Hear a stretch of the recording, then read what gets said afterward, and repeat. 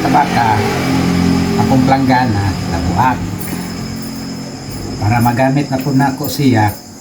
Ako sanin siyang tapakan kay wala pa man po ko ikapalit nga bag-o yun, nanglanong na po din ako, so ako lang nin sa ning tahion para madali akong trabaho. Ako na lang ning gamitan og soldering gun kay para dali ra ang akong pagbangag kay kung dito ko mag-init-init pa ko ani mura og maabtan pa ko ni og Pasko mo ni nga kanina lang yun ang akong gigamit. So mga kabaka, ako na sa siyang bangag-bangagan kay para ako na siyang matahi. Muna og naamoy planggana diha nga buak moro ni inyong gamiton para dili na po mo magsige pag-ulit. Tahi ani mga kabaka, kinahanglan agbang-agbang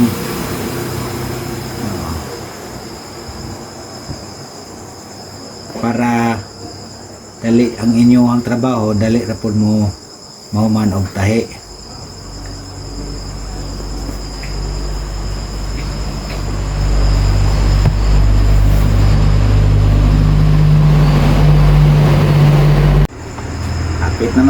Kapit na ko mahuman og bangag mga kabata. Makasugod sa ko og tahi kani planggana.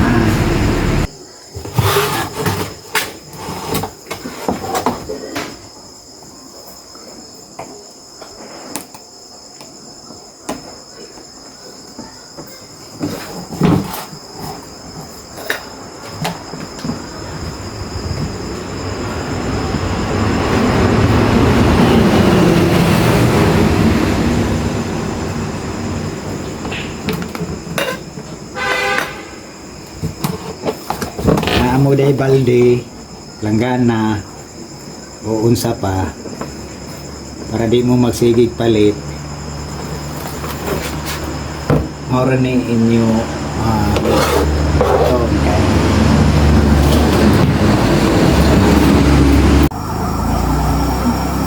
kani nga video gabihin ako ino lang siya natiwas kay wala naman di ako ipuksi.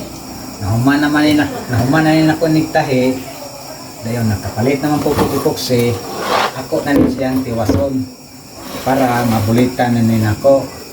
Kutaw sa ko og ipoksi, mga naman ko og kutaw og ipoksi, ako na rin napakan ang kaning agi sa iyang tinahian.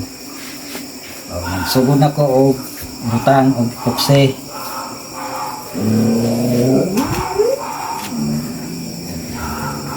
Pwede ra kamoton, pwede ra pod siyang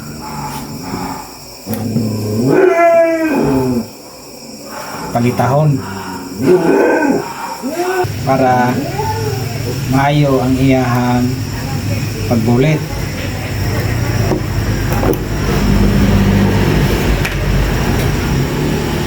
Anira ang akong proseso sa pagtapak. Ito na po ni siyang kuanan og tubig para ang iyahang kuan puksi matarong og bulit.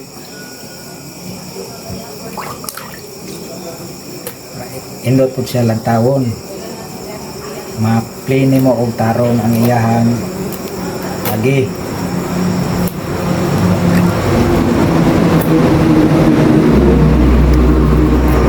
Maura na ninyong mga kabangka kay para po na may planggana na mabuhat inyo rin inanion pagtrabaho.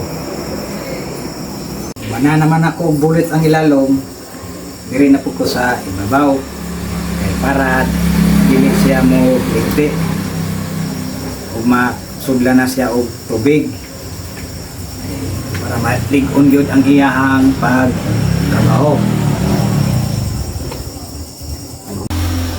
Mana naman ako og bulit, ako na po ni siyang paugon kay dili pa man po ni ako ni magamit kay malanay lang po ni siya.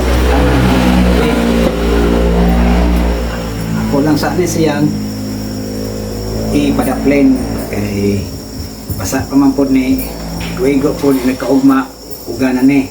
So mauro to mga kabaka. Thanks for watching.